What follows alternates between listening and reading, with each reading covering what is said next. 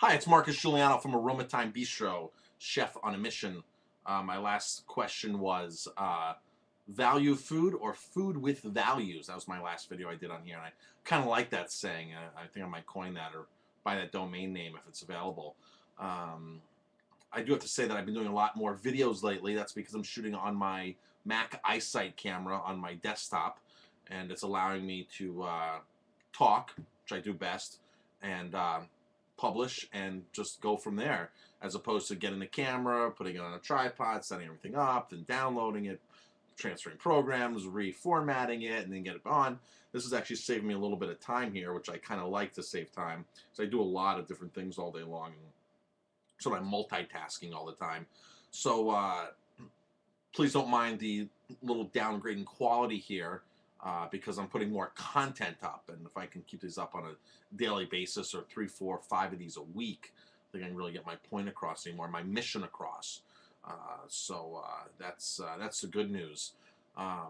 In current restaurant news, McCormick and the seafood house just made an announcement that they're switching or now more focusing on more regional foods, more local foods, which is great because that's really, it's really hopefully going to help save our economy or our country to a certain extent here is using more local regional foods that come from our area. Now, last year an article was written about In-N-Out burgers and says they use local food. And I have never known them to do that. So I had actually called In-N-Out's office and gotten asked some specific questions. And it turns out local to In-N-Out Burger or to the reporter writing the story was actually that they were using products from that region of the country, from a mass distributor, from a mass producer. So that to them was being local. So I emailed the person who had actually written the article, and I said, not for nothing, but this is their policy, and this is what they've told me. You made the impression that they're using like going to the farm and buying. The chef is going, the farmer's delivering it. And it's coming through like a direct relationship like that. And the guy was like, "Oh, I didn't realize that. I guess I didn't research the article enough." And I said, "How? This is incredible. First of all, restaurants, chefs don't research, salespeople don't research, and now you have a reporter writing in a national magazine not researching. It blew my mind. So that's why I always say to you, I'm wary when I hear something. So I can't trust everything everybody says to me, and I have to confirm it for myself. So I pick up the phone, I call McCormick's. I call their Houston location, their town park, because that's the one, or town and country, because that's the one that's the most progressive, and that's where they're testing it out. And I spoke to a nice guy on the phone, called another location down there in Houston. Very nice people answering the phones and everything.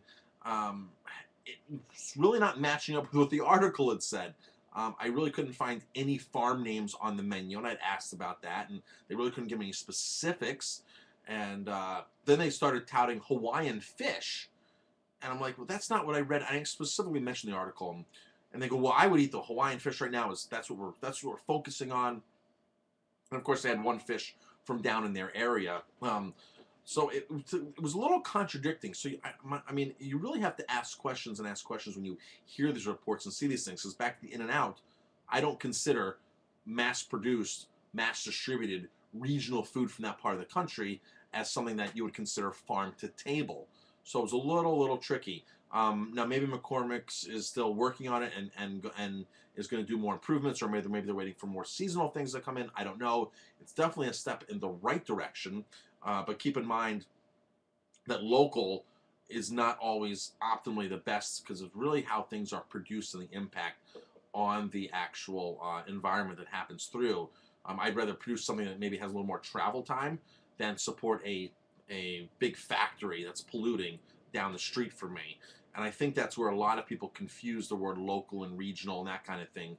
Because a lot of the big vendors have a regional food or local food because it's a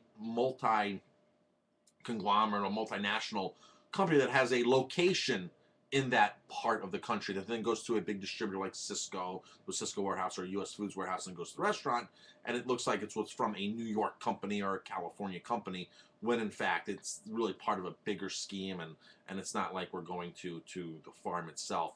Now, on the other hand, it is hard for farmers to actually deliver food, because farmers, are great at farming, but they're not sometimes great at marketing, and they're definitely not great at delivering. That's not their strong point. So some of the vendors, like I showed that little map of for my one vendor, Baldor, the other day. Baldor has done a phenomenal job, and so a lot of other vendors, in going out and picking out the small farms and representing what they do best, and then getting them on their truck and delivering them. So they'll go to the farm, pick up, take back to their warehouse, and then ship it out. Something like that is not ideal as me walking into a farm or a farmer delivering it to me, but it's the next best solution, and I believe it's probably one of the most viable solutions for farmers to actually do this kind of method, beef producers as well, because they just can't get the delivering part down is what really holds them back. When we first opened in Ellenville here, I called a lot of farms that had a regular delivery schedule, but they wouldn't come to Ellenville because nothing was going on in Ellenville. So they'd only go as far as High Falls or Stone Ridge and not want to deal with this part of the county because there was no other market here. Now, Baldor and a couple of my other vendors, they're in this market every single day of the week. So they can actually get these farm products to me. They're going to add 1 or 2 days onto the it's going to add 1 or 2 days on the freshness, because the farmer's not picking them and bringing them to me. But in an off season or in between, that's really the most ideal thing, as opposed to shipping from California where things would be picked for 2 weeks. However, in the summertime, we do here at Aroma Thyme a lot of stuff with the farms. We go to the farmers market. We go to Barthel's, which has lots of local stuff, their own, and they buy stuff from the whole valley here and down and through Goshen, the Black Dirt region that potatoes come from, and onions. So that's really, really great. So regional, local, it's all good, but just make sure you know that it truly is produced in a wholesome way. I'm Marcus Guiliano. I'm a chef on a mission, and thank you for listening, and catch me again.